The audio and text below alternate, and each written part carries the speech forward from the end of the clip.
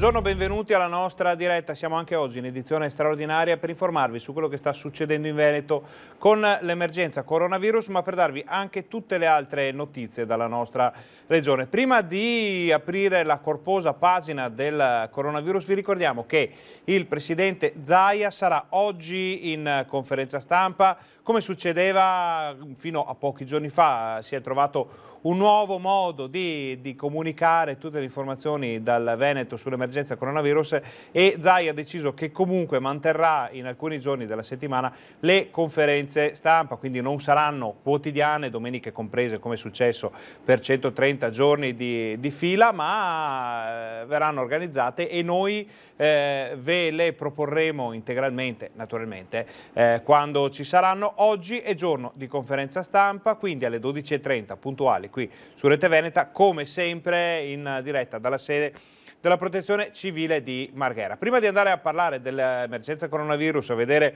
gli ultimi dati e tutto quello che c'è da sapere sull'epidemia e come sta evolvendo in Veneto, c'è una notizia di cronaca che è molto importante, perché è stato ritrovato questa mattina il corpo di un giovane sul tetto di un treno. Allora, noi adesso siamo in collegamento, stiamo aspettando il collegamento con la nostra Gabriella Basso, che è a Primolano, siamo nel comune di Valbrenta, il nuovo comune sorto dall'unione di alcuni comuni della zona proprio della Valbrenta, e il fatto è successo alla stazione dei treni di Primolano, dove questa mattina è stato trovato proprio sul tetto il cadavere di una persona. Sulle prime sembrava che si trattasse di un lavoratore o di una... non si è capito bene all'inizio cosa fosse successo, poi sono emerse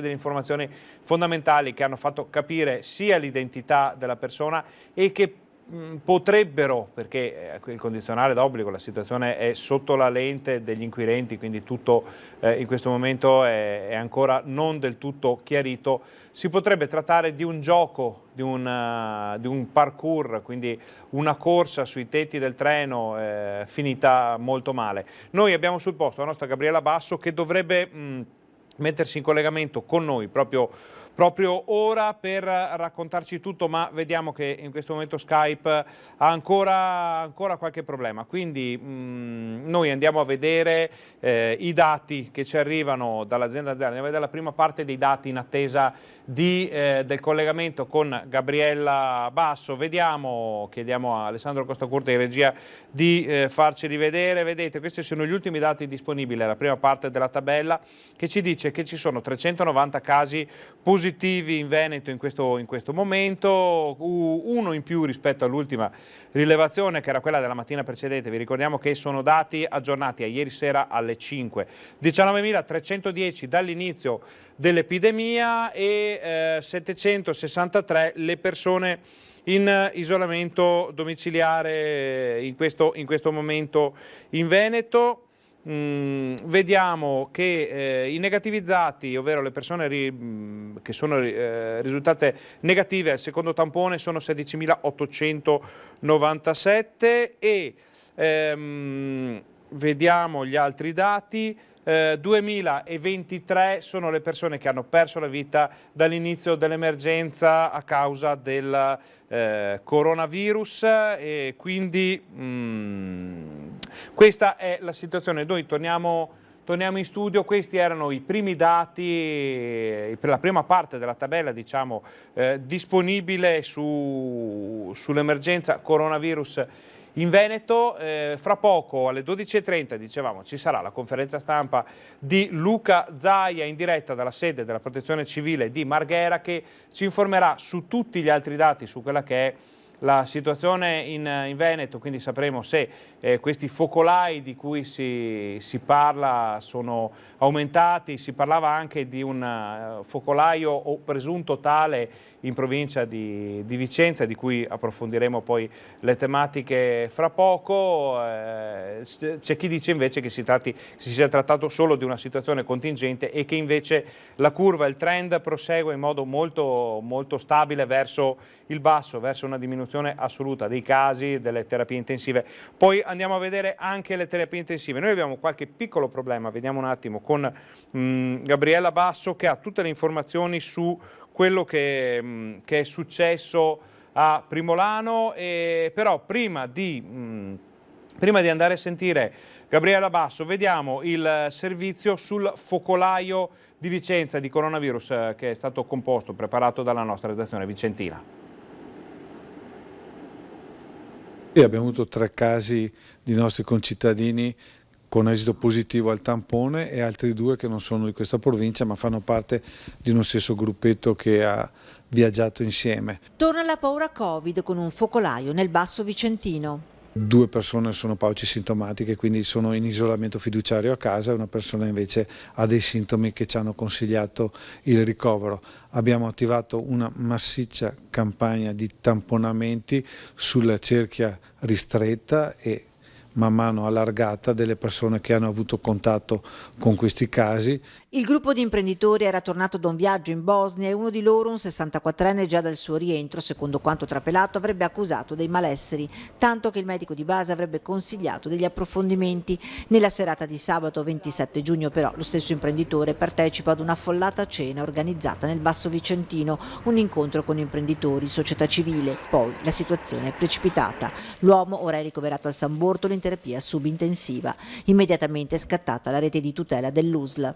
L'indagine epidemiologica che abbiamo svolto ci sta facendo contattare tutti quelli che potenzialmente sono stati a rischio, quindi trasmetterei un messaggio, non dico di tranquillità assoluta, perché quando i contagi partono qualche volta non si conosce esattamente tutto il percorso, ma di assoluto controllo della situazione. Una cinquantina le persone che sono state contattate dal servizio di igiene pubblica dell'USL Otto Berica, di queste una trentina sarebbe in quarantena. Non è il primo caso, anche se non così grave, di persone rientrate dall'estero e risultate positive al Covid. Nei giorni scorsi era rientrata una coppia dall'Australia. A Valdagno attualmente sono 19 le persone in sorveglianza passiva, di questi 4 sono considerati casi sospetti, 3 sono rientrati da viaggi all'estero. Questa era la situazione di questo focolaio o presunto tale in provincia di Vicenza e abbiamo visto la situazione, poi avremo i nuovi dati anche su quel che sta succedendo nel Vicentino, con la paura, con persone in isolamento, persone che hanno deciso di mettersi anche in quarantena. Non sappiamo ancora gli esiti dei vari tamponi che sono stati fatti, quindi ci vorrà un po' di pazienza per capire cos'è successo effettivamente nel Vicentino con questa situazione. Allora, dicevamo, abbiamo visto i dati di prima, noi in questo momento abbiamo qualche piccolo problema di collegamento di Skype purtroppo, quindi andiamo a vedere un altro servizio. Restiamo sempre in tema di corollari di coronavirus, parliamo di voi in questo caso, andiamo a sentire il Confartigianato che ha fatto il punto su quelli che possono essere i sostegni alle imprese.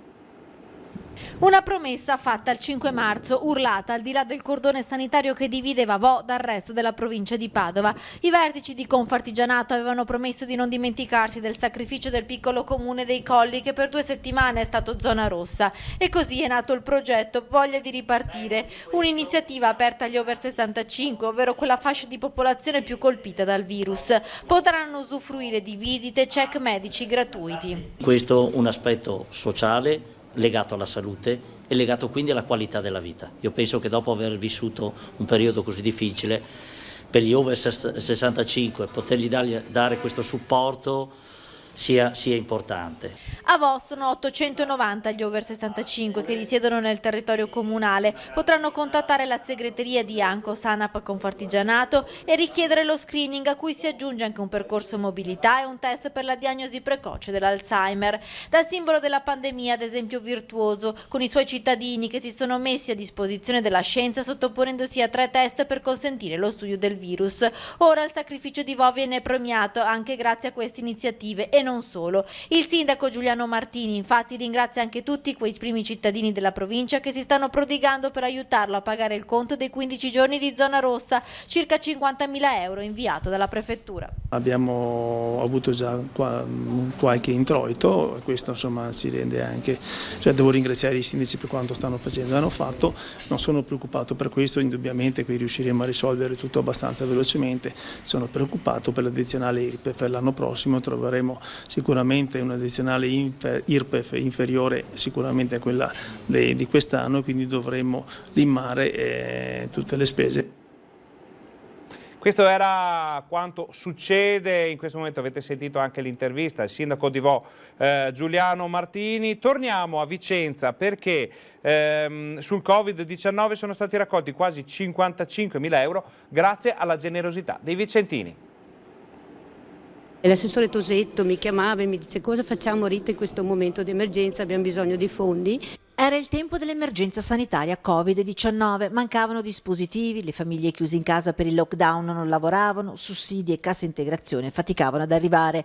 Un'emergenza nell'emergenza e come sempre in questi casi l'unione fa la forza e la solidarietà diventa protagonista con Vicenza Solidale Covid-19 e il via ad un crowdfunding, una raccolta fondi. Abbiamo superato i 55.000 euro, 241 donatori, si è visto un po' di tutto, dal cittadino all'industria, all'associazione di volontariato, presidenti di associazioni, ecco, una donazione spontanea che aiuta per poter acquistare beni di prima necessità e dispositivi di sicurezza per i volontari. Di questi 55.000 euro ne sono stati già spesi oltre 23.000 per acquistare beni di prima necessità, raccolta fondi che ha consentito di realizzare e consegnare le borse della spesa a famiglie vicentine. Dall'inizio del servizio sono stati oltre 800 i nuclei familiari che hanno avuto bisogno e a tutt'oggi sono ancora 756 quelli che ne usufruiscono. L'emergenza sanitaria sarà finita, ma l'emergenza sociale purtroppo è ancora presente, anche molto in modo anche pesante su alcune fasce della nostra popolazione. Un appello proprio ai cittadini che se vogliono possono ancora continuare a donare del cibo, degli alimenti, semplicemente anche un pacco di pasta, una scatola di sugo, insomma anche un prodotto a lunga conservazione, oppure se vogliono in maniera molto semplice continuare a donarci anche 10 euro, perché con quelli poi sicuramente andranno a persone che hanno bisogno. Allora, siamo riusciti a ripristinare il collegamento con la nostra Gabriella Basso che è a Primolano per questo caso, questo dramma, questa tragedia di cui è stata scoperta l'evidenza solo questa mattina. Gabriella, raccontaci cos'è successo.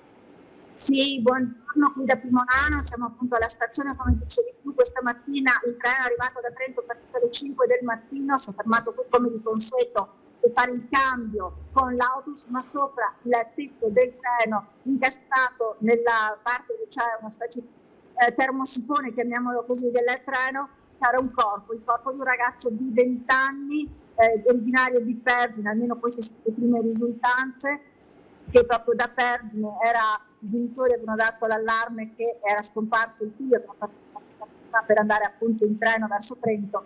È stato il corpo di questo giovane ragazzo. Sembra dalle prime sempre più rispondi da parte del medico che qui sono arrivati subito il sanitario medicale, il SUE, i vigili del fuoco e anche ovviamente la polizia e la Polizia. Sembra che il ragazzo abbia un trauma cranico forte, il proprio sfondamento del capo, probabilmente dovuto a una caduta che adesso è tutto da capire se...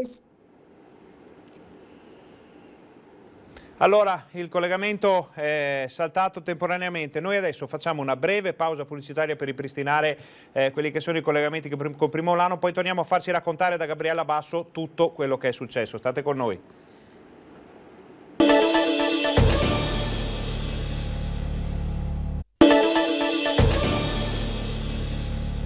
Bentornati alla nostra diretta, siamo in edizione straordinaria anche oggi per informarvi su quello che sta succedendo in Veneto con l'emergenza coronavirus, ma per parlare anche di tutte le altre notizie dal Veneto. In questo momento la notizia più importante, più drammatica è quella che ci arriva da Primolano, dove c'è la nostra Gabriella Basso in collegamento Skype che ci racconta, abbiamo sentito prima di andare in pubblicità, la prima parte della notizia, quindi il corpo di un giovane ritrovato sul tetto di un treno. Si tratta di un giovane di Pergine, un giovane residente in Trentino. Gabriella, quali sono le ipotesi più accreditate per la dinamica dei fatti?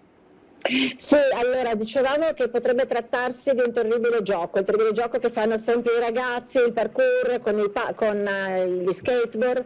Potrebbe essere una caduta facendo i salti tra un treno e l'altro in stazione a Trento, perché il corpo, quando è arrivato qui il medico legale ha appurato che era defunto almeno da 12 ore, il corpo era rigido per esempio, riportava uno sfondamento del cranio e quindi il ragazzo è morto sicuramente sul colpo. Le ustioni, perché all'inizio è uscita la notizia che poteva essere stato folgorato, invece in realtà le ustioni non sono da folgorazione, perché comunque sopra la linea che da Trento porta fino a qui a Primolano non c'è l'elettrificazione, ma è dovuto proprio al posto dove il ragazzo è caduto, che si è incastrato in questa griglia che si surriscalda, che posta praticamente sulla motrice, è rimasto incastrato lì con il piede e il corpo, la griglia, col treno che va, si surriscalda fino a 100 gradi, e quindi queste sono le ustioni, ecco, che ha riportato.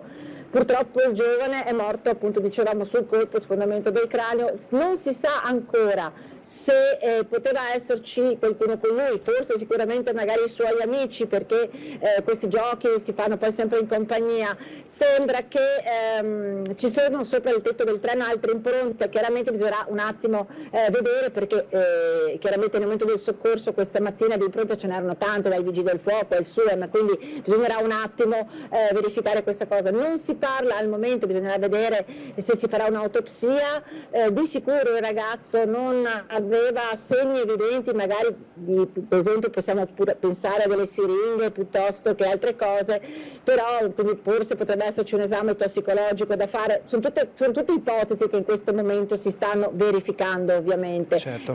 Sarà tutto è ancora tutto un punto più che da verificare, da focalizzare e soprattutto da cristallizzare, ecco il termine esatto. Gabriella, ti chiedo due informazioni. Prima di tutto, noi qui e i nostri telespettatori nemmeno lo sappiamo, è il treno che è alle tue spalle quello in cui si è verificato l'incidente?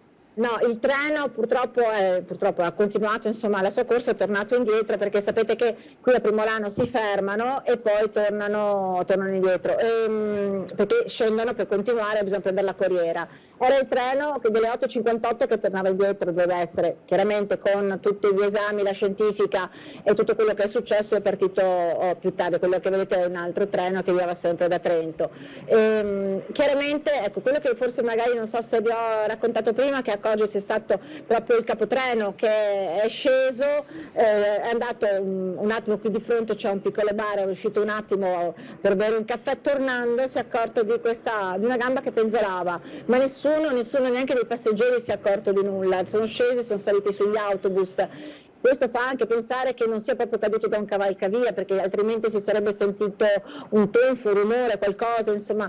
E adesso tra l'altro la polizia sta anche acquisendo tutti i video a ritroso, tutti i video delle varie stazioni che il treno ha passato, per ricostruire se il ragazzo quando potrebbe essere caduto, se il corpo era già presente sul treno questa mattina quando il treno è partito da Trento, insomma. Certo. Le indagini insomma sono in corso. Allora Gabriella, prima di lasciarti, perché sappiamo che state sentendo, che state approfondendo tutti i temi di questa situazione, naturalmente noi nel nostro telegiornale di questa sera dedicheremo un ampio servizio con approfondimenti, interviste a quello che è successo. Chi abbiamo sentito, chi avete sentito lì a Primolano per fare un po' il punto della situazione, chiarire quello che è successo?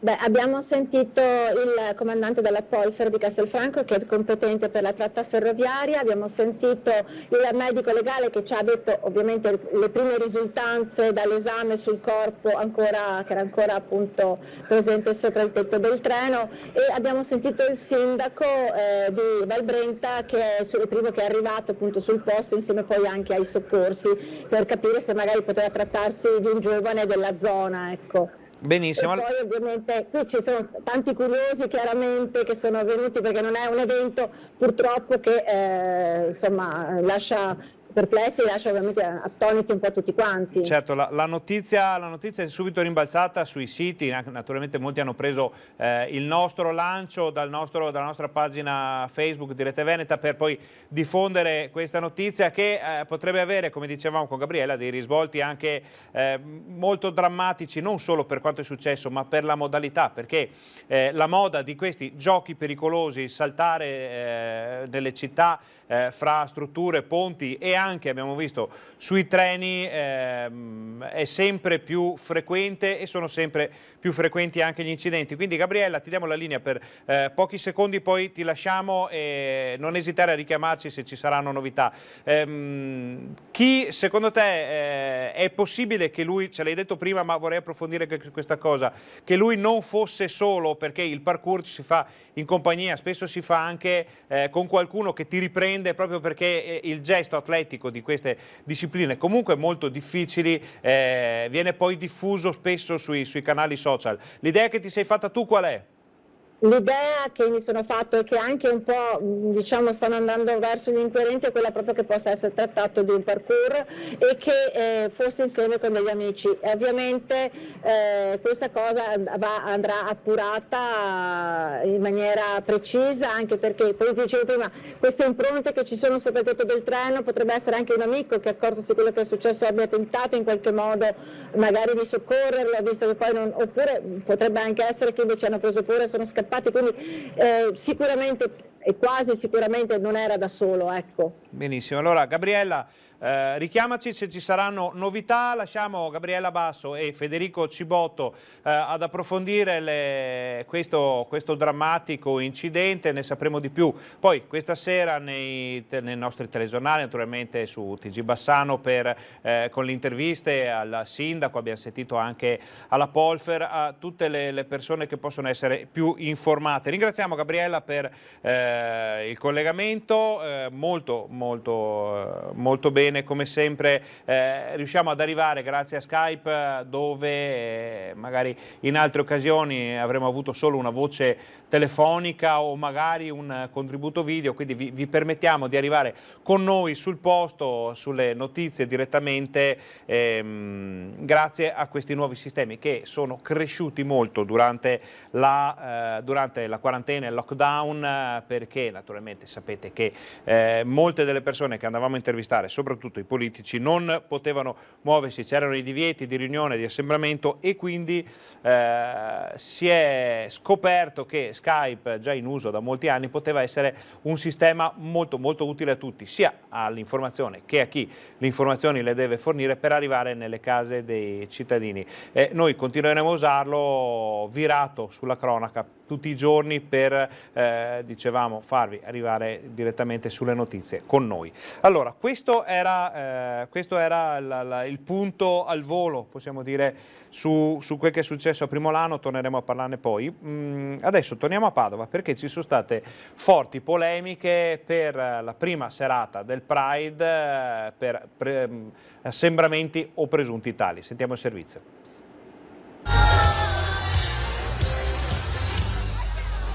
Assembramenti tanti, mascherine poche, inaugurazione con polemica per il Pride Village di Padova. La serata di apertura della Kermesse, che aveva come ospiti d'onore l'onorevole del PD Alessandro Zan e Vladimir Luxuria, ha sollevato un polverone per le immagini riprese con un telefonino e diffuse su internet, che mostrano tantissimi avventori mentre ballano senza rispettare le misure anti-Covid, molti senza mascherina. L'organizzazione dell'evento si difende mostrando invece un video dei controlli all'ingresso della fiera di Padova, dove si svolge tradizionalmente il Pride. Misurazione della temperatura alle persone che entrano, tutte dotate di mascherina. Il Pride rispetta le linee guida regionali sulle manifestazioni. La complessità della gestione e dell'organizzazione di un grande spazio come quello del Village non può essere ridotta a pochi secondi di video fatto girare da alcuni esponenti politici, si legge nella nota ufficiale. I baristi, gli animatori della festa indossavano le mascherine e più volte la musica è stata interrotta per ricordare ai frequentatori di portare il dispositivo di sicurezza, precisano gli organizzatori. Ma intanto a Padova la polemica si è animata velocemente, con la Lega che chiede al sindaco Sergio Giordani di prendere provvedimenti. La concessione è un'area pubblica per cui devono essersi rispetto delle regole, ci ricordiamo cosa è successo al mercato di Padova, no? Ci ricordiamo delle polemiche, ci ricordiamo di tanti ristoratori che hanno dovuto loro malgrado adeguarsi nonostante tutto. Ci sono state anche fatte moltissime contravvenzioni. Vogliamo la stessa rispetto delle regole da tutti. Non è possibile che ci siano delle zone dove ognuno fa quello che vuole. Noi stiamo continuando in realtà a sollecitare il sindaco a fare ciò che deve fare. Ricordiamoci che il sindaco è la massima autorità sanitaria della città, in quanto ha una delega specifica. Perché non lo sta facendo? Perché ogni qualvolta deve essere l'opposizione a porre il tema, a portarlo in consiglio comunale? Insomma, un po' di rispetto per tutti quelli che si sono dovuti adeguare. Allora, questo era Padova, erano le polemiche sul Pride. Noi restiamo a Padova perché siamo in collegamento con la nostra Chiara Gaiani, sempre in Skype, sempre in diretta sulle notizie, per sapere quali sono le ultime importanti novità da Padova. Chiara, aggiornaci, che cos'è successo? Buongiorno Ferdinando, buongiorno a tutti i telespettatori. Noi siamo appena usciti dalla sede dell'AP, che è l'associazione di pubblici esercizi. Abbiamo parlato con il segretario Filippo Segato proprio anche di quello che sta succedendo al Pride. C'è grossa preoccupazione in città su questo. Lo stesso sindaco Giordani ha lanciato un appello affinché vi sia rispetto delle regole. Non è solo questo però il tema sul piatto, perché purtroppo durante la settimana vi abbiamo raccontato episodi di violenza all'interno della città, soprattutto nella zona di Piazza dei Signori, Piazza Duomo, con degli atti vandalici, risse, anche accoltellamenti, soprattutto tra ragazzi, tra giovani, probabilmente al di sotto c'è lo spaccio. I baristi sono molto preoccupati, ci raccontava adesso appunto il segretario dell'AP che molti di loro hanno timore a muoversi la sera una volta chiusi i locali per poter poi con il casso fatto durante la serata. Questa è una delle grandi preoccupazioni. Loro si rivolgono quindi alle autorità cittadine chiedendo che torni quel provvedimento che era stato emesso nella settimana di riapertura dopo il lockdown, quindi con una presenza maggiore di forze dell'ordine proprio in questa zona del centro storico. Il controllo alla presenza dello Stato, ci ha detto, potrebbe garantire di tornare alla normalità, tornare a una situazione di normalità. Una situazione di normalità, e noi ve l'abbiamo raccontato in questi giorni, che in realtà non riguarda solo la città di Padova questa preoccupazione, ma anche alcuni grossi centri della provincia, poi per non parlare poi di Jesolo. Insomma, sembra che ci sia una sorta di effetto lockdown, con questa voglia, con questo desiderio di ritornare a uscire, quindi a incontrarsi, a bere l'aperitivo, che però purtroppo finisce spesso in quello che c'è in eccessi difficili da controllare e su cui riuscire a trovare il giusto equilibrio non pare appunto semplice. Certo. Per quanto da Padova avremo anche la visita del viceministro alla salute Sileri, che sarà in due punti diversi della città. Incontrerà il professor Andrea Crisanti a microbiologia, questo intorno all'una e mezza di oggi pomeriggio, e poi andrà nella Fondazione della Ricerca per Eccellenza di Padova, cioè la città della speranza, e noi lo seguiremo e poi vi racconteremo che cosa accadrà in questa giornata padovana nelle nostre edizioni successive. Benissimo, Chiara, abbiamo visto anche un po' dalle preview delle notizie, c'è stato anche un po' di maltempo stanotte in provincia di Padova, abbiamo visto qualche allagamento, so che avete sentito anche un comune della Bassa Padovana in questo caso. Sì, abbiamo sentito il sindaco di Sant'Elena, vi racconto un piccolo aneddoto. Il sindaco è in vacanza, ma ci ha raccontato che durante tutta la notte è stato in collegamento con le forze dell'ordine. Come vi raccontiamo spesso, secondo me è giusto dare anche onore al merito ai sindaci, soprattutto ai sindaci dei comuni più piccoli, perché sono davvero sempre al lavoro per i loro cittadini, e questo credo che sia un grazie, insomma, che da cittadina di un comune non molto grande do al mio sindaco, ma in realtà si può estendere a tutti i primi cittadini. E infatti durante la notte, appunto intorno all'1:30, c'è stato un violentissimo temporale nella zona di Sant'Elena, quindi siamo nella Bassa Padovana. Questo sottopasso che ci raccontava il sindaco è uno dei primi costruiti sulla linea Venezia-Bologna, si è allagato, c'era oltre 1,5 metri d'acqua. Sul posto è intervenuta la protezione civile perché pur essendo di competenza provinciale non c'è una reperibilità notturna durante i giorni della settimana per quanto riguarda la della provincia hanno quindi chiuso il sottopasso per sicurezza, nonostante tutto ci raccontava, e lo sapeva, quindi dal suo luogo di vacanza sapeva anche questo, alcuni cittadini sono rimasti fermi nel sottopasso perché hanno tentato di passare, essendo quella una strada di collegamento che porta a Monselice e a Solesino. Almeno tre macchine sono rimaste bloccate, il carro attrezzi è andato a riprendere. La situazione però, e questa è una notizia per i cittadini della zona, è tornata alla normalità. Sono intervenuti in mattinata i tecnici della provincia, quindi il sottopasso è riaperto.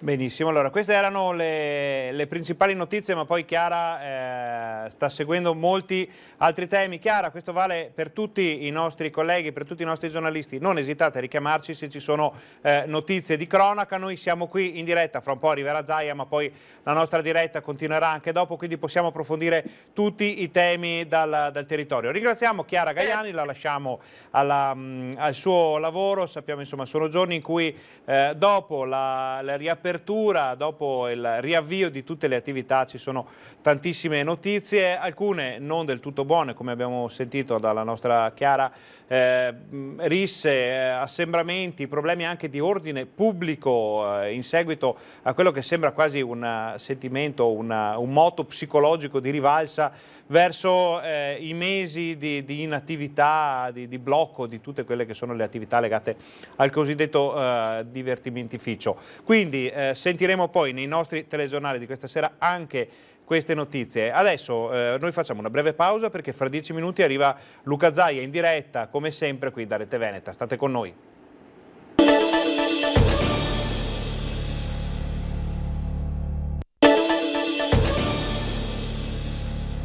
Buongiorno e bentornati alla nostra diretta, siamo in edizione straordinaria anche oggi per informarvi di quel che succede in Veneto con l'emergenza coronavirus, ma anche con tutte le altre notizie dalla nostra regione. Abbiamo sentito poco fa la collega Gabriella Basso in collegamento da Primolano per fare il punto della situazione con le ultime informazioni sul ritrovamento del corpo di un giovane trentino sul tetto di un treno. Secondo le prime ipotesi si tratterebbe di un gioco finito molto male, di un esercizio di parkour, quindi di una disciplina anche molto complicata in cui si salta, si superano gli ostacoli di una città o anche di una stazione ferroviaria solo con la propria forza, con la propria agilità. Potrebbe essere questo, secondo gli inquirenti, il motivo della caduta del giovane, che poi sarebbe stato trascinato dal treno fino a Primolano, ma saremo poi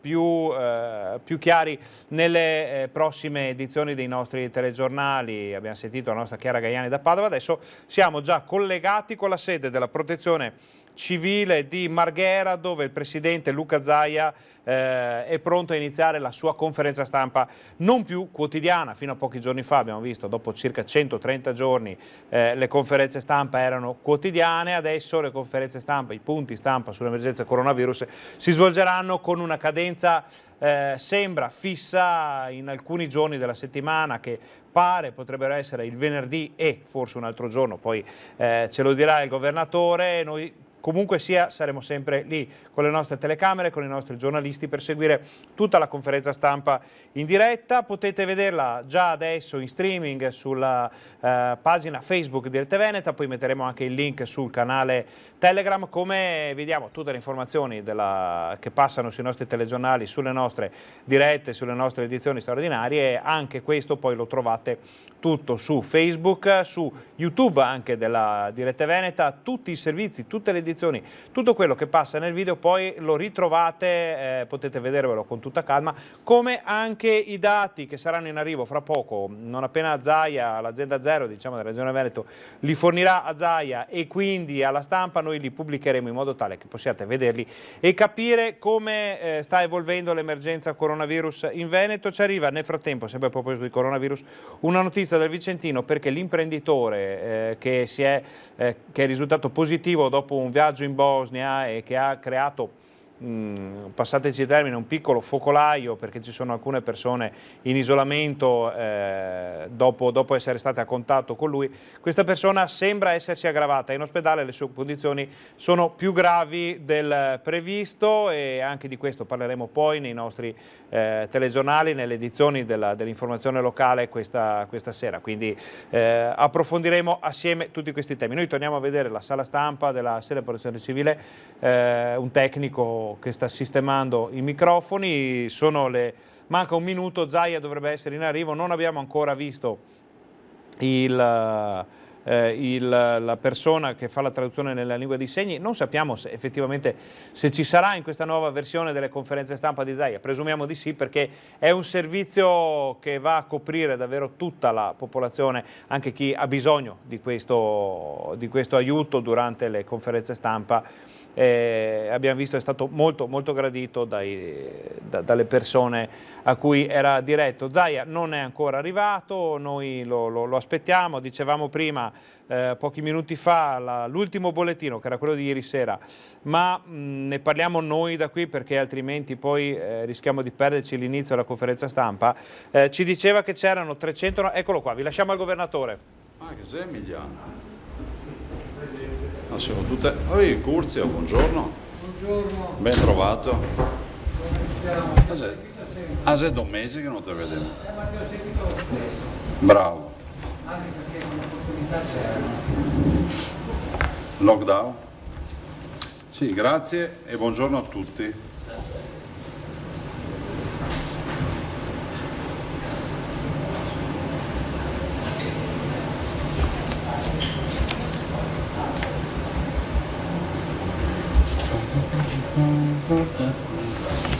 Passerei subito, grazie per essere qui, un saluto a tutti coloro che sono anche collegati con le vostre dirette. Passerei subito al bollettino in maniera molto veloce perché poi abbiamo un argomento un po' più complicato del quale parlare. 993.700 tamponi,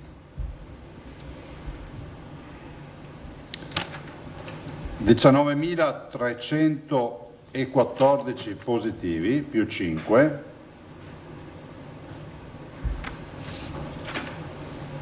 casi di isolamento sono 737,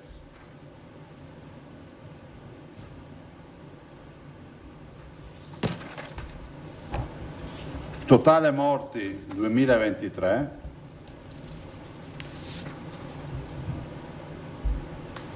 più 1 per essere precisi, ricoverati 171, dei quali sono 19 positivi, terapia intensiva 8 e sono tutti negativi. Quindi oggi possiamo dire appunto che c'è la totale negativizzazione delle terapie intensive. 3.610 sono i dimessi e 102 sono i nati. Ma perché non c'è la signora? Cosa vuol dire cooperativa? Allora ci scusiamo, scusate, io non c'è. Vabbè, ma bisogna chiamarle. Sì, ci scusiamo con tutti coloro che i non udenti che avevano il linguaggio lì, se vedremo anche di ripristinarlo adesso per quanto sia comprensibile quello che sto dicendo. Volevo dirvi, intanto facciamo gli auguri alla signora Romilda Rinaldi che oggi fa 100 anni e quindi veramente un augurio di buon compleanno.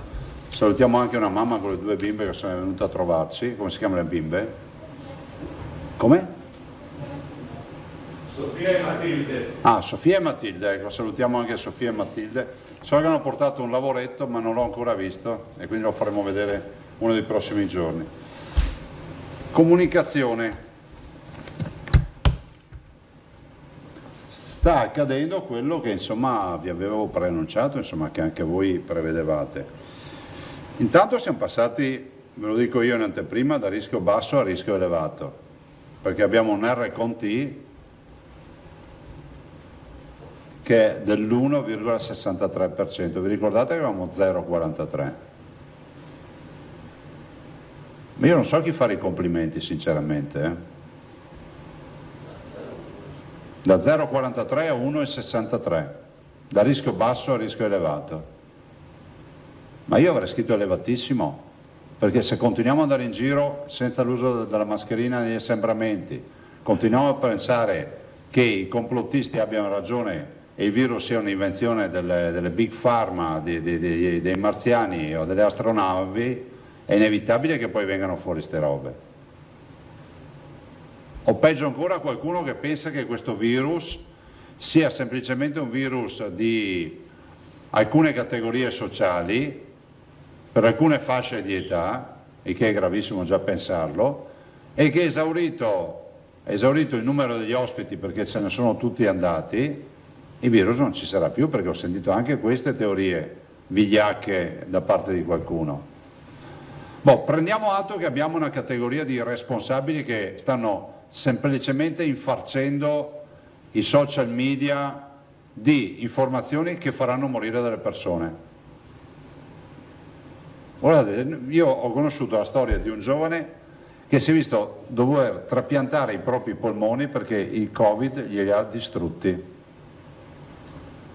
Lo dicevo anche a un vostro collega stamattina, che forse non dovremmo più parlare di coronavirus, ma dovremmo parlare di postomi da coronavirus, che significa encefaliti, significa miocarditi, e quindi problemi cerebrali, problemi cardiologici, renali, insufficienza renali. Non vi parlo di problemi polmonari perché uno degli organi bersaglio sono i polmoni, e perdita della mobilità, ci è capitato anche questo tra i pazienti, perché poi questi microcoaguli, queste microtrombosi magari vanno a prendere delle terminazioni nervose utili magari per poter deambulare. Quindi questo è un virus che fa male. Allora, se da un lato io continuo a dire guardate, state semplicemente preparando la culla per il neonato, perché quando tornerà forte qui non ce n'è più per nessuno.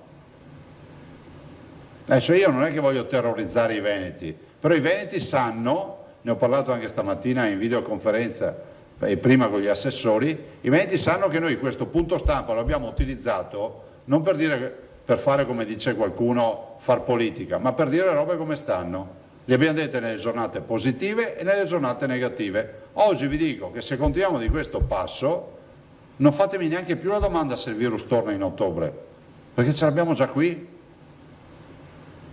Magari il caldo ci aiuterà, adesso di scientifico non c'è nulla di quello che vi sto dicendo rispetto al caldo, magari il caldo ci aiuterà a tenerlo un po' più spompato, ma quando tornerà la brezza autunnale, è inevitabile che qualcosa accada, perché se io passo dallo 0,43 all'1,63 di R con T, vuol dire che qualcosa è accaduto, no? Ai comportamenti irresponsabili di qualcuno, per colpa di qualcuno non si fa più credito a nessuno, non c'era scritto. Ecco, ai comportamenti irresponsabili di qualcuno si aggiungono altrettanti comportamenti irresponsabili che abbiamo conosciuto in queste ore. Adesso noi abbiamo, ve li dico io quali sono i numeri, abbiamo 5 positivi, 3 a Vicenza, 1 a Padova e 1 a Verona, 52 isolati a Vicenza e 37 a Verona. Allora, 5 positivi, dei quali 3 a Vicenza, 1 a Padova e 1 a Verona. Poi questi casi hanno dato vita a 52 isolamenti fiduciari a Vicenza e 37 a Verona. A me non sembra normale che accada questo, anche perché poi vado a vedere la storia, della quale sono stato costantemente informato in questi giorni, e vedo che c'è un cittadino che sostanzialmente torna il 25 di giugno da una trasferta di lavoro in Serbia insieme a altre 2 persone. Il 25, cioè lo stesso giorno del ritorno, comincia ad avere sintomi questo signore. Febbre a 38, malessere generale, inappetenza, artralgie, cioè male agli ossi, non ha fame, ha febbre, e questo è il 25 giorno del ritorno. Il 26 e il 27 ha avuto diversi contatti in ambito lavorativo e extralavorativo, festa privata, partecipazione a un funerale, frequentazione in paese, eccetera.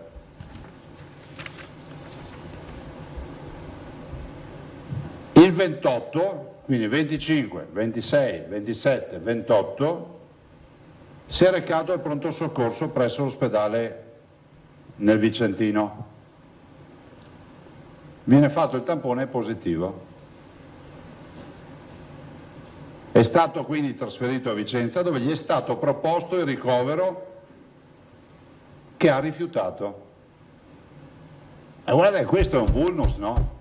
Se ti propongono il ricovero, e capisco che tu sei padrone della tua vita, ma se metti a repentaglio quello degli altri, cioè il ricovero deve essere coatto. Ce lo dico a quelli di Roma, che è meglio che vadano subito velocemente in Parlamento e ci diano strumenti, o con qualche decreto o qualcosa, ci diano strumenti per fare i ricoveri e buttare via anche la chiave. Rifiuta il ricovero,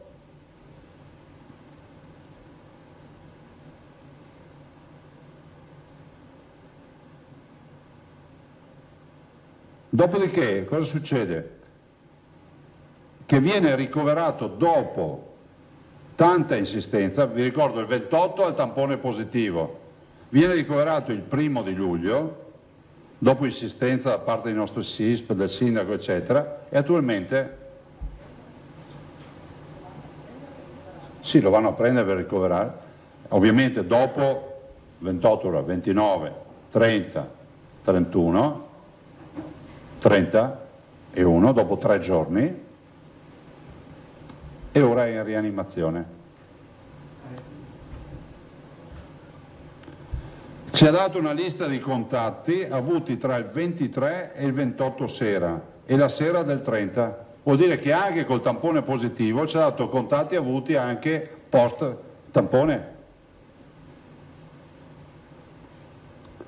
Attraverso il numero verde regionale si sono attivate, ovviamente arrivate al SISP numerose segnalazioni di persone che dichiaravano di aver avuto contatti.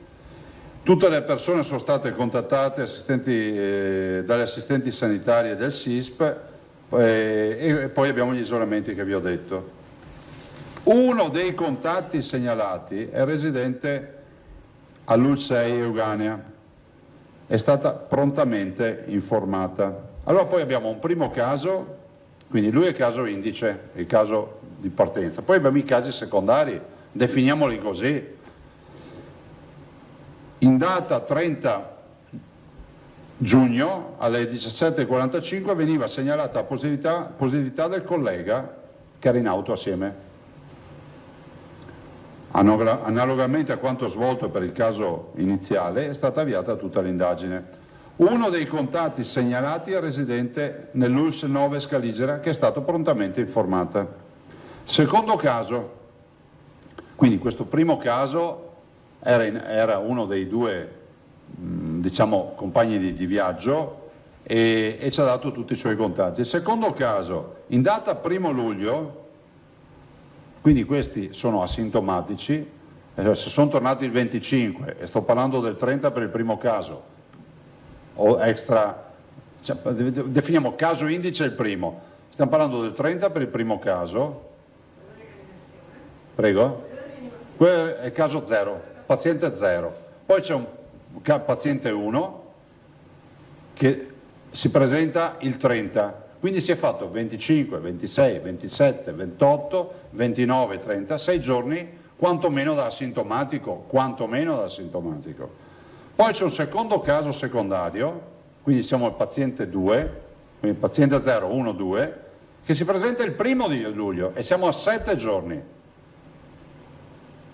Veniva segnalata positività del terzo compagno di viaggio residente, anche con lui sono state messe in atto le medesime azioni, cioè ricostruzione della rete dei contatti. Poi c'è un terzo caso, quindi paziente 0, 1, 2, 3.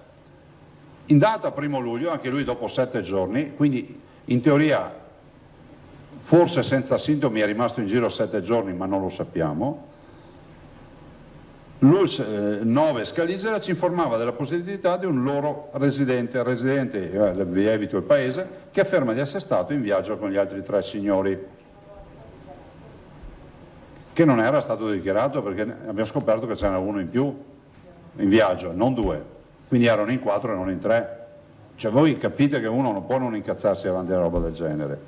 Quarto caso, allora abbiamo il paziente 0 e 3 casi, adesso arriviamo al quarto caso. Allora, il paziente 0 più i 3 casi fanno i compagni di viaggio. Arriva il quarto caso, ULSS 6 Euganea ci ha segnalato che una paziente che il 29/6 si era recata in pronto soccorso a Schiavonia con vomito, febbre e diarrea, risultava positiva al tampone e dichiarava di aver avuto contatti col caso 0.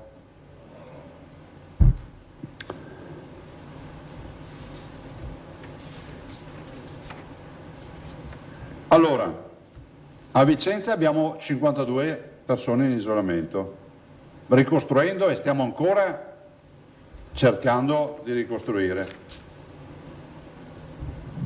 L'indagine con il contatto positivo del caso 0 è difficoltosa per la negazione di alcuni dati come lavoro e contatti. Scusatemi, ho sbagliato. ULSS Berica 52 casi isolati, ULSS 6 Euganea.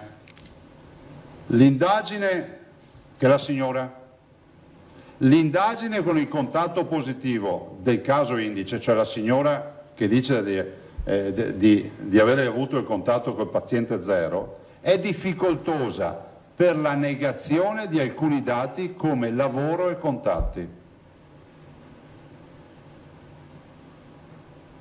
Cioè non dice che contatti ha avuto. Ha svolto parecchie attività nella zona di Lozzo, a Testino, a Gugliaro, Veggiano, zona di Vo. Dai controlli fatti non risultano attuali altre attività, tuttavia dichiara di gestire una profumeria ad Adria con l'aiuto di una commessa. ULSS 9,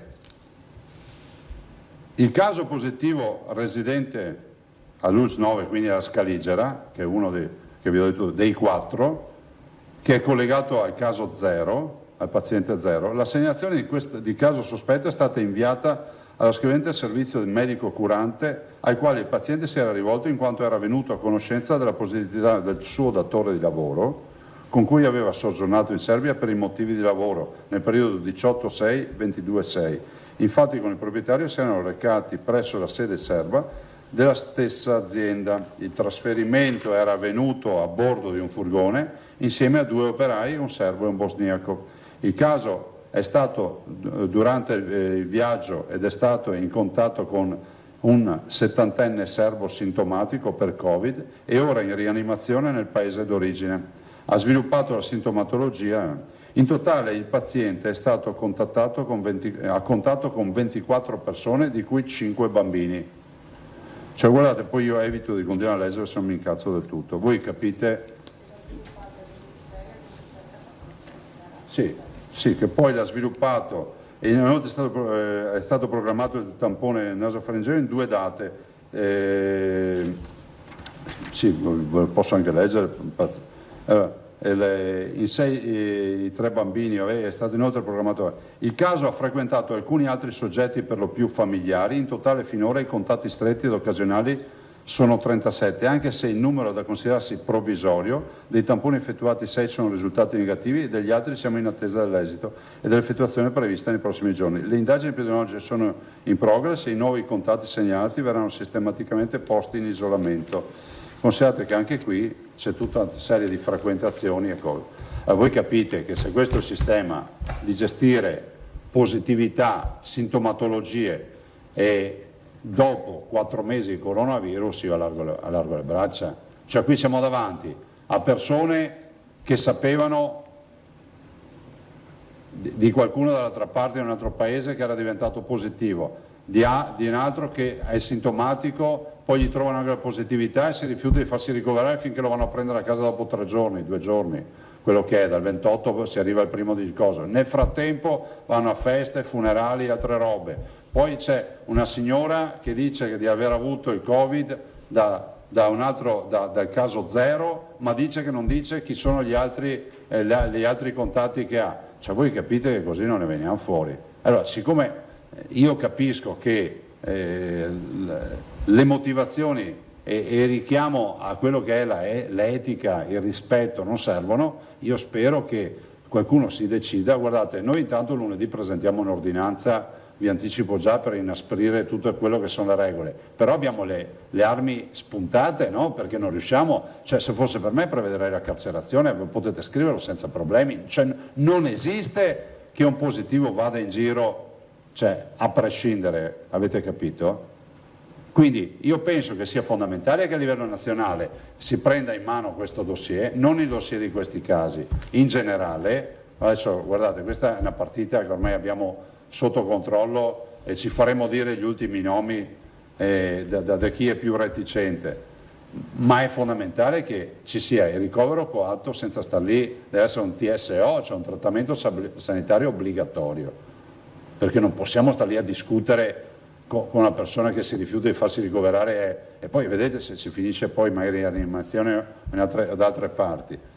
E dall'altro la necessità di essere severissimi con gli isolamenti fiduciari, perché capite che se tu non stai a casa da positivo, cioè mi pongo la questione anche se sei in isolamento fiduciario, ma potrei diventare positivo se mi vai in giro.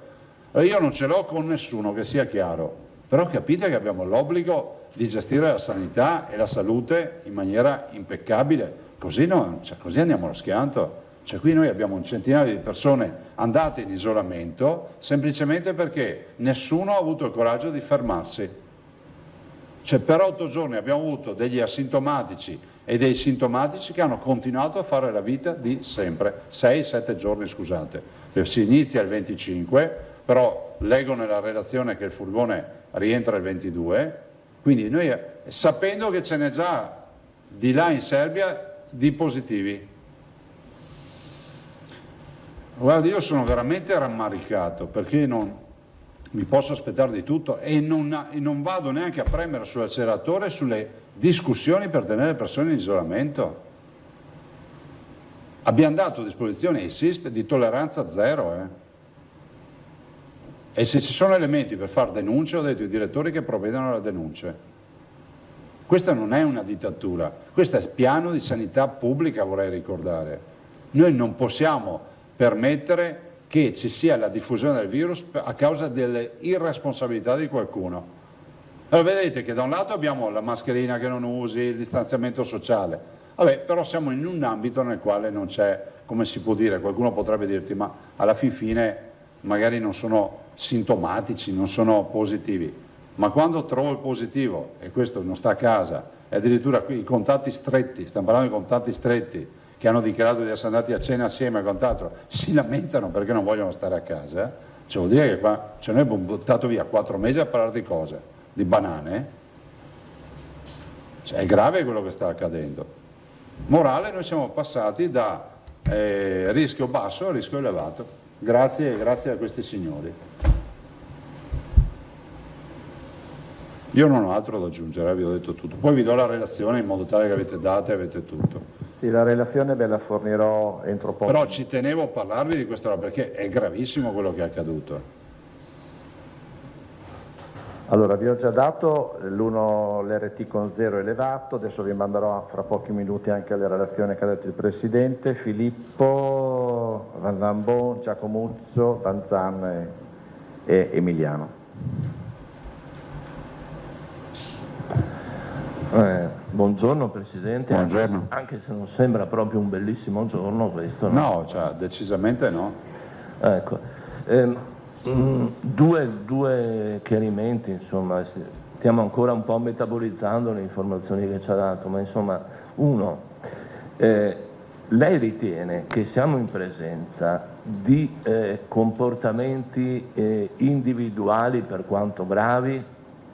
Queste persone che tornano, se ne sbattono di tutto, negano le informazioni, eccetera, eccetera, o che ci sia un atteggiamento generale di rilassamento e di disimpegno rispetto alle regole, perché non è la stessa cosa, voglio dire, ferma restando la gravità di questi fatti, però qualcuno potrebbe obiettare, gli responsabili ci sono sempre, ma guardiamo la maggioranza. 2, lei accenna a delle restrizioni. Saranno restrizioni di carattere, come dire, operativo dal punto di vista dei sanitari, dei medici, dei pronti soccorsi, o riguarderanno i comportamenti, le regole di sicurezza dei cittadini? No. Allora, andiamo per gradi. Allora, c'è una sorta di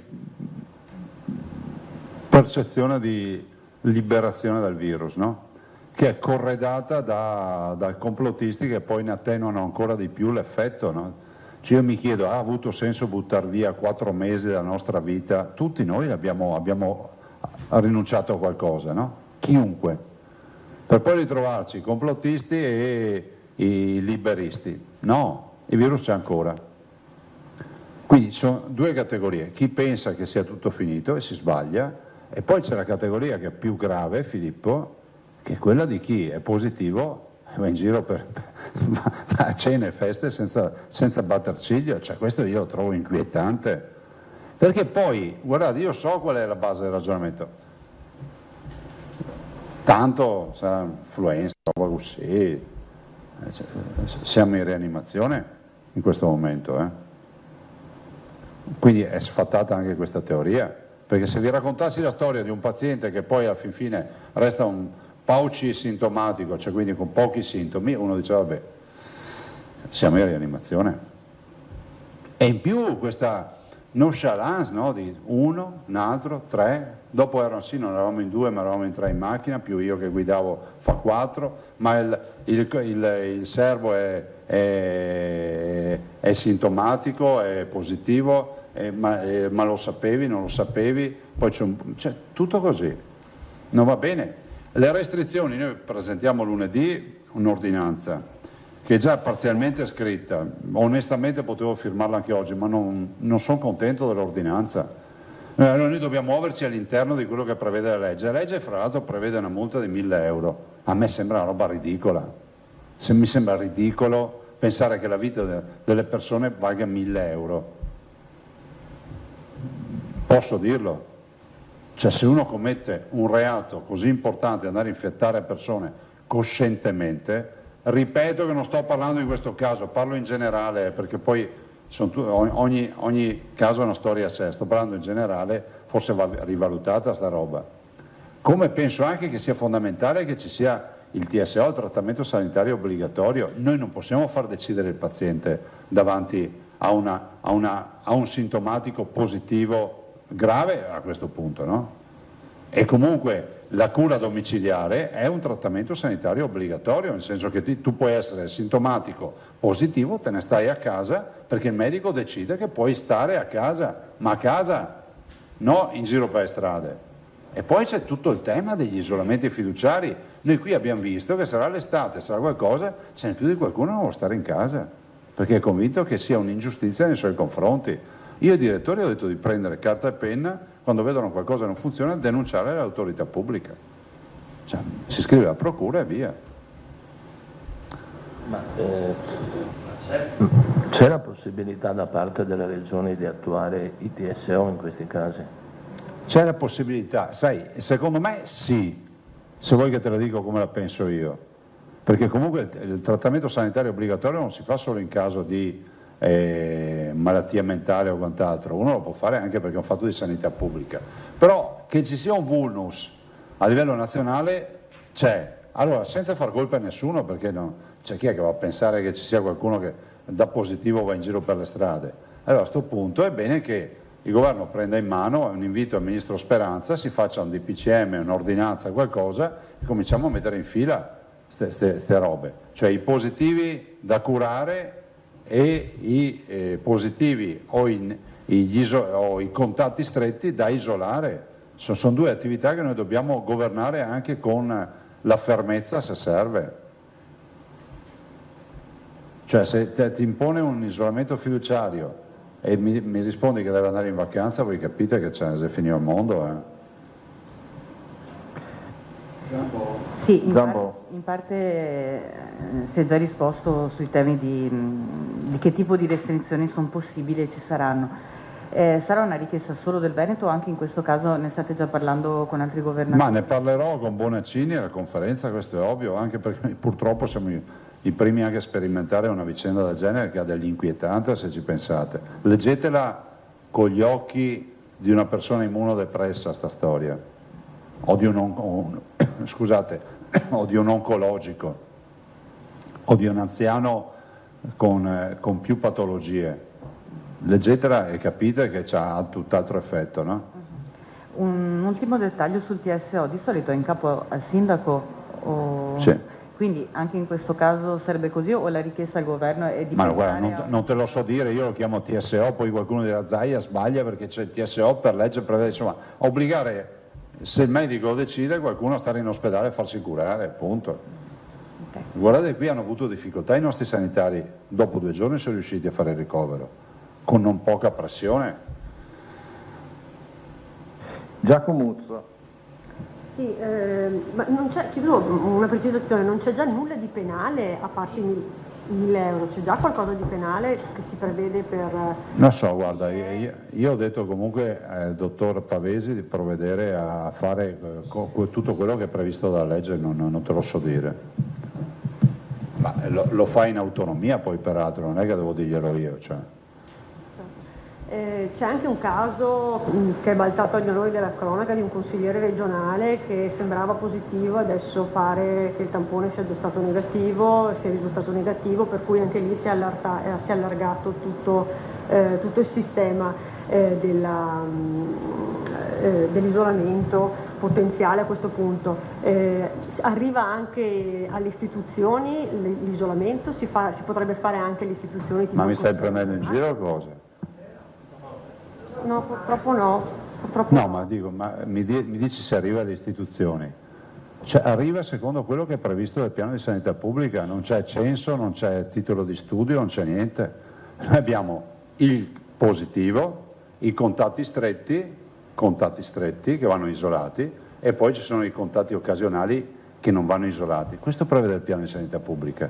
Per cui chi ci è andato a mangiare assieme al positivo va in isolamento. Chi ha avuto contatti di seconda mano non va in isolamento per un semplice motivo. Sì, era per chiedere che insomma si sapeva Presidente se eventualmente questo è scattato anche per i consiglieri regionali. Ah no, io l'ho fatto verificare questo se era necessario. No, perché se fosse stato positivo sì, ma essendo un contatto di terza mano di fatto, cioè il contatto primario col positivo l'ha avuto una persona, hai capito? Gli altri diventano contatti secondari. Quindi il piano di sanità pubblica prevede l'isolamento per i contatti diretti. Ovviamente c'è tutta la campagna di tamponi su tutti i contatti diretti, quello la stiamo facendo. Cioè tutte queste persone isolate sono tutte tamponate per capirci.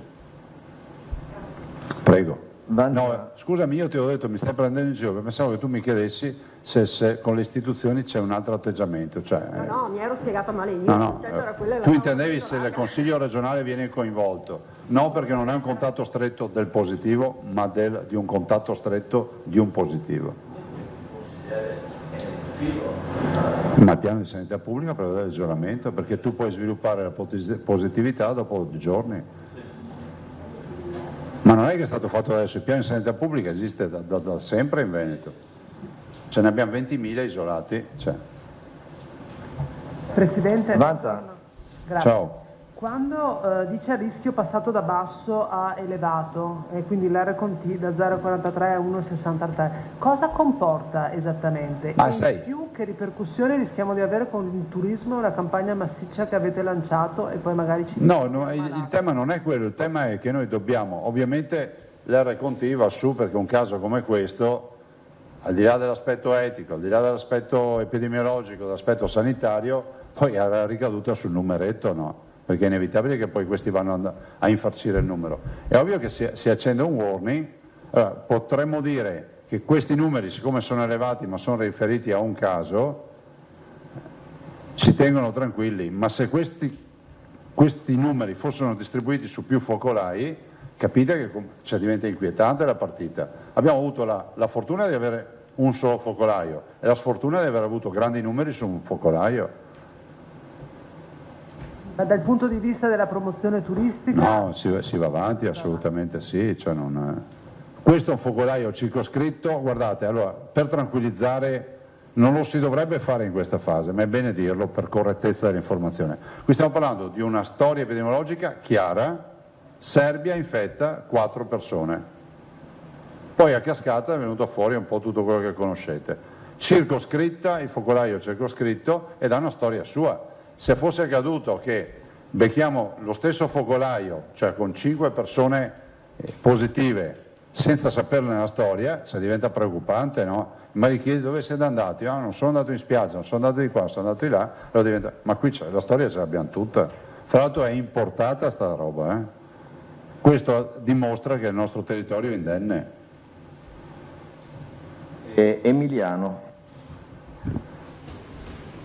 Presidente, mi perdoni, so che uno dei passaggi appunto della comunicazione sulle positività esclude per il famoso discorso della privacy completamente i sindaci, cioè il sindaco viene informato di una positività o più nel proprio territorio ma non conosce nome e cognome del positivo. Questo potrebbe magari coinvolgendoli aiutare di più. Ma noi abbiamo coinvolti tanto e così anche le forze dell'ordine. Ci ha dato una mano anche lui in tutta questa partita. Noi sindaci li coinvolgiamo anche perché oggi i numeri sono talmente irrisori che si fa veramente un'operazione chirurgica, non è più come prima che avevi 100 positivi al giorno, non sapevi. Con telefonate magari a casa, col presidio, appunto, se non vuoi collaborare. Questo. La sparo grossa, Presidente, solo una provocazione, ricordiamoci che ci sono anche dei presidi tecnologici per evitare l'uscita dal domicilio. L'ho sparata grossa, me ne rendo conto, ma qui si parla di salute pubblica, come sottolineava lei. Ho altri temi, posso al volo? Senta, purtroppo si è verificato un estremo gesto in questi giorni a Vigonza, questa persona aveva perso il lavoro, ho paura che sia un po' un campanello d'allarme legato alla crisi in generale ma anche al lockdown. Vorrei solo appunto denunciare questa cosa dicendo attenzione che magari più in là queste persone poi sentendosi sole possa diventare come in passato un susseguirsi di queste tragedie. E ultima cosa, ho notato e mi dispiace leggendo insomma commenti, questi commenti dicevano ma lei Presidente ha avuto troppa fretta, lei ha voluto aprire, non vorrei che questa esperienza mi ha insegnato che da eroe in un secondo si passa ad altro, volevo un suo commento, grazie. Ma guarda, qua non c'è nessun atto eroico, cioè noi abbiamo applicato un piano di sanità pubblica, se poi c'è qualcuno che cerca l'alibi per dire che se le robe vanno bene è merito di tutti, se va male è colpa mia, ne prendo atto, cosa vuoi che ti dica? Abbiamo fatto esattamente le aperture che hanno fatto tutte le altre regioni, abbiamo dati epidemiologici peraltro migliori a livello nazionale, cioè non vedo neanche oggettivamente oggi questa discussione la trovo anacronistica, punto. Dopodiché l'irresponsabile c'è sempre in giro, no? Guardate, se avremo le terapie intensive piene a settembre-ottobre non è colpa delle aperture fatte a maggio, è colpa del fatto che qualcuno probabilmente non ha utilizzato la mascherina quando doveva utilizzarla. Questo è quello che dobbiamo dire. Noi abbiamo avuto un'infezione, ho visto i dati ultimi, 2,92 tra i nostri medici. Carlo? Sì. No. Ce l'ho qua. 2,92 tra i nostri medici. E direi che questa è la dimostrazione che la mascherina va utilizzata. E del caso di Vigonza non ne so i particolari. Dico anche che se qualcuno che ha bisogno di supporto psicologico c'è lo sportello inoltre. Punto. Poi eviterei sinceramente interventi come quello che tu hai fatto perché il tema dell'emulazione è un grosso pericolo. Però è anche giusto che... Sì, però non possiamo neanche enfatizzare queste cose.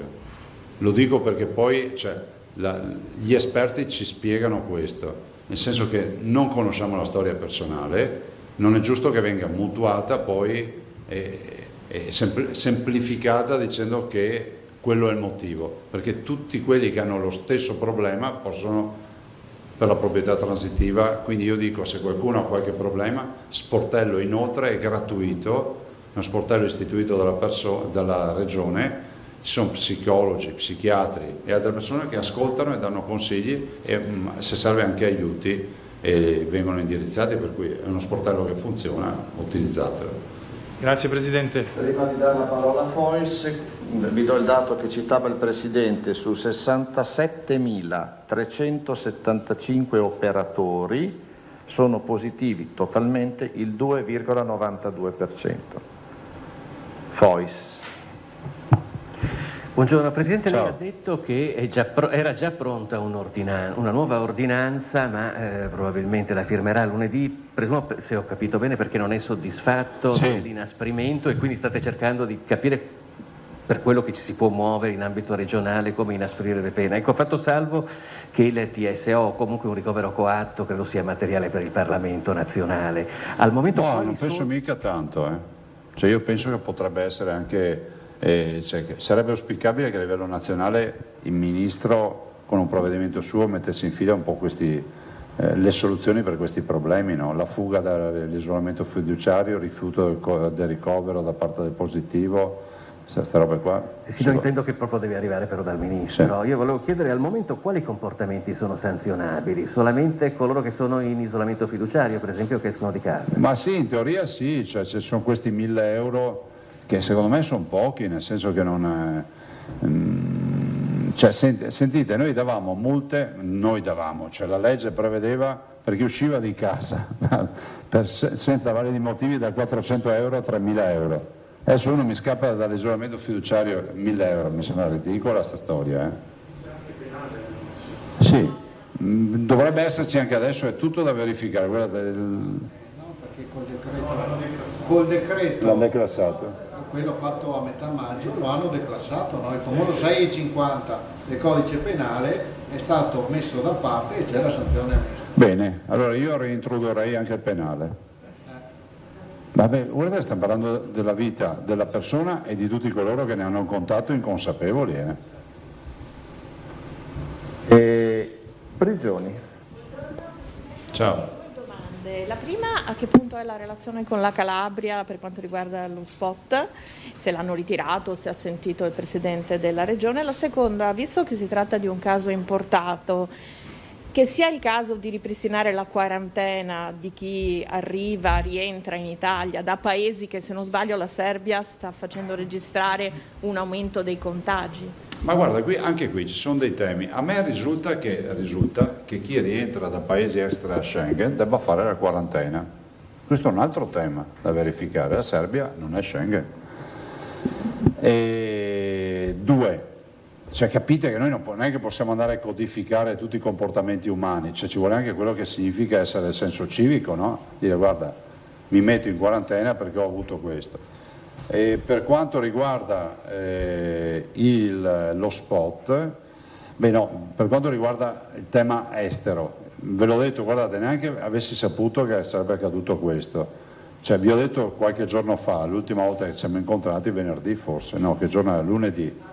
Martedì? Sì, grazie, martedì, ancora non sapevamo di questa storia, vi ho detto, parlando del badante, ho detto guardate che è fondamentale che l'Organizzazione Mondiale della Sanità vada a codificare anche quali sono i modelli sanitari e le eventuali restrizioni, ma non per chiudere le frontiere, io non sono a favore di questo, ma di capire cosa si possa fare. Cioè, oggi c'è ancora un po' una babbaglia su questo, penso che questo caso lo dimostra fino in fondo. Per quanto riguarda lo spot, so che hanno di fatto ripulito tutto lo spot dicendo solo che le spiagge sono belle e non sono, diciamo, frequentatissime, quindi sono abbastanza libere, appunto. Io non ho sentito nessuno, cioè ne prendo atto di questo, mi hanno invitato in Calabria, semmai avrò tempo ci andrò prima o poi, però dico che non è stata una bella storia, non è stata una bella storia e secondo me il danno più grosso l'hanno fatto alla Calabria, perché poi ho visto i commenti e sono tutti calabresi che sono arrabbiati, quindi è stato un boomerang. Ancora Tosato, Banzan, Fois. Presidente, Ciao. questa vicenda che poi insomma avete ricostruito, ma anche il timore per comportamenti impropri da parte di chi è in isolamento, eccetera, eccetera, in qualche modo non fornisce buone ragioni ai sostenitori dell'app, per esempio di Immuni, i quali affermano che insomma, questo tipo di dispositivo servirebbe proprio a monitorare i movimenti impropri. Ascolta, Filippo, uno che va in giro sapendo che è positivo, secondo te scarica l'app Immuni?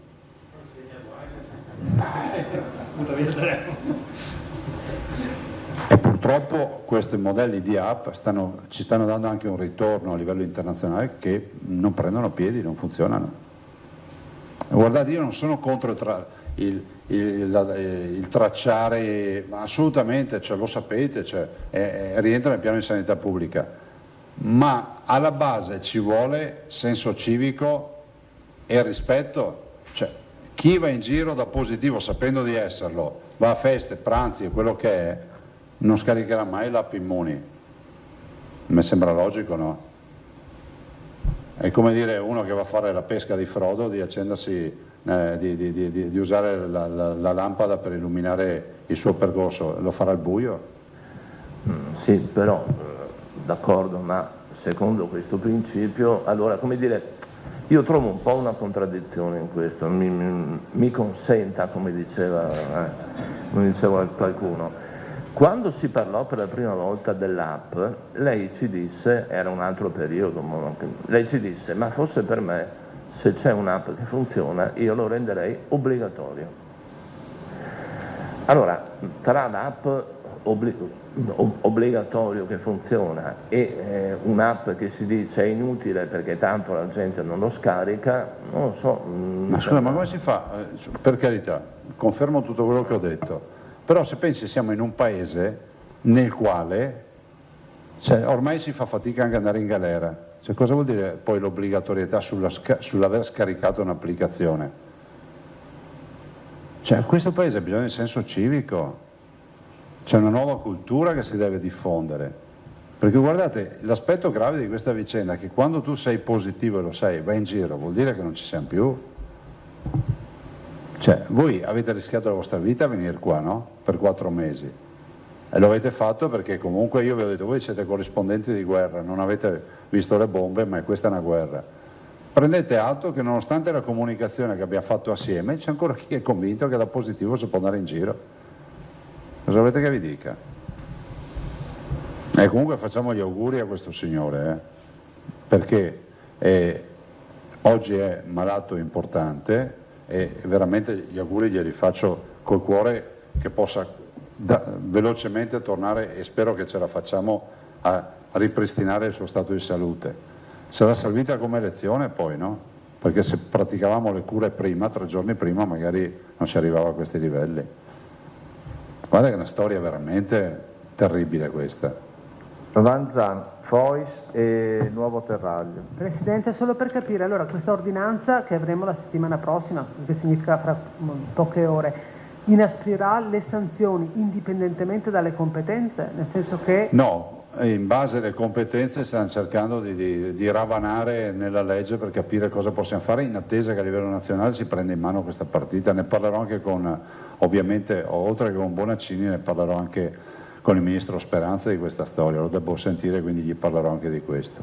Questa storia nel senso di questi casi, non sto parlando di questo caso specifico, ormai è andato, appunto, cioè, è circoscritto, sappiamo la storia, questa mi tranquillizza perché sappiamo la storia. Se non la sapessimo la storia, immaginate che noi la storia dei 2 casi di Vo non la sappiamo ancora oggi. Le abbiamo provate tutte. E prendete questa frase e credetemi che abbiamo provato di tutto, non siamo riusciti a capire. E Fois? La mia è una richiesta di chiarimento. Il parametro R con 0 ha detto è passato da 0,43 a 1,63, quindi da rischio basso a elevato, nelle zone in cui si trovano questi 5 contatti, oppure è un dato regionale? No, è un dato regionale questo. E sono bastati questi 5 contatti, cioè questi 5 positivi, per farlo alzare così tanto?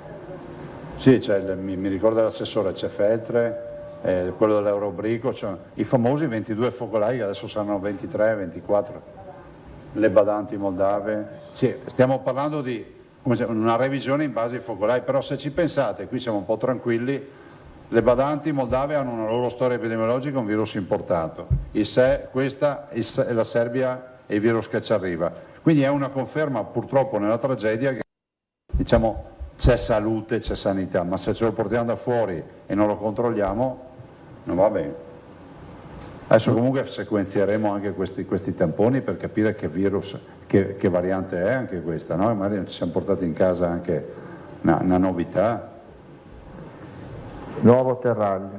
Sì, buongiorno Presidente. Buongiorno. Volevo chiedere un attimo com'era la situazione della raccolta del plasma di cui non avevamo più parlato. Sta andando avanti, ne abbiamo parlato anche oggi in riunione. Ah, benissimo, perché da quello che ho capito, quando questi positivi sono così bassi da non avere gli anticorpi, da non esprimere gli anticorpi, probabilmente non si può avere il sangue da questi nuovi guariti, di quest'ultima ondata.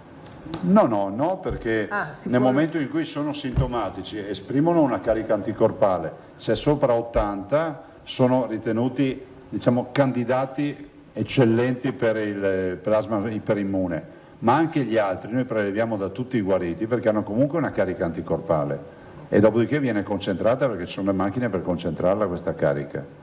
Quindi tutti i guariti sono titolati a donare il sangue. Ecco, e questo plasma, la raccolta come stiamo andando? Bene? Non ho numeri ma sta andando avanti, considerate che viene raccolto, raccogliamo 650 grammi di sangue, poi viene lavorato e va nell'emoteca dalla dottoressa De Silvestro giù a Padova. Sì, che ci aveva detto che ci vogliono tre sacche di sangue, sono non so, 3 persone che donano, 3 donatori per guarire 2 persone, giusto? Sì, perché ogni 650 grammi si fanno 3 infusioni e lei ha dato appunto questo dato. Sapete, noi stiamo preparando l'emoteca in maniera tale che si carichi, dopodiché abbiamo 6.500 teorici guariti, da questi dovete scartare gli over 65 e poi altre persone magari sono immunodepresse o hanno problemi che non possono donare, insomma resta un cuore penso di qualche migliaio di cittadini. Ok, grazie. Prego. Al volo, nella prossima ordinanza è possibile che ci sia già qualche piccolo giro di vite educativo, penso alla mascherina all'esterno oppure no? Rispetto alle restrizioni individuali no, ancora no. Però non è ovvio che... Ma sapete, cioè, noi guardiamo i dati tutti i giorni, cioè, io non è che ho l'obbligo di fare simpatico, ho l'obbligo di applicare un piano di sanità pubblica perché non voglio ritrovarmi, quantomeno vogliamo fare in modo che tutto quello che si poteva adottare sia stato adottato. Ripeto, l'aspetto positivo di tutte queste vicende è che sappiamo l'origine del virus. E questo non è irrilevante, sapere che è venuto da fuori. E se non ci sono altre Filippo, e poi chiudiamo. Più dettagli. Uno è un dettaglio, anzi glielo faccio per secondo così non si imbizzarisce subito. No, io non ho capito bene questa cosa dei controlli di chi rientra da paesi extra Schengen. Neanch'io? Perché in effetti lei prima parlava di vulnus, questo mi pare un vulnus legislativo nazionale importante, non si capisce se sono obbligatori. La quarantena sì è obbligatoria, però se uno non dice che è tornato, cioè non è che... Esatto, questo è il punto. Cioè, ma capite che non è, cioè in questo paese dobbiamo capire che o funziona il senso civico o non funziona. Se qualcuno immagina che ci sia una legge e ci inventiamo un altro sistema per controllare le uscite, allora bisogna a questo punto creare le dogane e tutti quelli che passano alle dogane, cioè facciamo, che so, a Venezia quelli che arrivano in aeroporto li vengono intercettati facilmente in base al volo, ma quelli che arrivano via terra bisogna ripristinare le dogane a questo punto. Chi è che sa? Se il cittadino non ha senso civico si mette in quarantena, come fai a saperlo? È impossibile. Però insomma, mi pare che... Vabbè, il dettaglio era questo, domani c'è la manifestazione del centrodestra a Roma, se lei parteciperà questa volta. No, è fatta direttamente per il Lazio, cioè so che verrà gestita, da quel che ho capito, diciamo con le forze politiche presenti nel territorio, no, non c'è. Cosa? Sì, abbiamo i gazebi, come lei abbiamo i gazebi. Sì. Va bene, grazie. Ce li abbiamo nel territorio, cioè noi abbiamo la manifestazione nazionale. Ultimamente le sue apparizioni romane sono un po'... No, io non vado a Roma. Voce, no? Guardate, io non vado a Roma da gennaio. Sono andato in Puglia ieri e basta, cioè non mi sono mai spostato. Ma perché era un impegno che mi ero preso e c'è stata un'andata a Cortina per presentare il vino di Sandro Masi e di Vespa e poi un ritorno sulla Puglia e quindi si è chiusa anche questa partita. E con questo, se il Presidente non ha altro da aggiungere, chiudiamo. Grazie e buon weekend. Io e te potremo farla domani, per questi non capi voglia. No, grazie, scusate, no, domani non c'è e facciamo lunedì, sempre a stessa ora, 12:30, grazie al Curzo per avermelo chiesto. Lunedì 12:30 diretta, così spero di portarvi anche l'ordinanza. Grazie. Quindi avete sentito in diretta l'annuncio del Presidente Zaia che sarà ancora in conferenza stampa lunedì alle 12:30, naturalmente con la nuova ordinanza che verrà preparata nelle prossime ore. Abbiamo sentito uno Zaia piuttosto duro su alcune situazioni che si sono venute a creare in Veneto, quindi l'emergenza coronavirus non è affatto finita e bisogna sempre stare molto attenti. Ne riparleremo nel corso dei nostri telegiornali, della nostra informazione, quindi state con noi anche questa sera fino al focus di Luigi Bacciali, nel quale con gli ospiti approfondirà i temi di giornata. Noi ora facciamo una breve pausa, ma state con noi perché la nostra programmazione prosegue.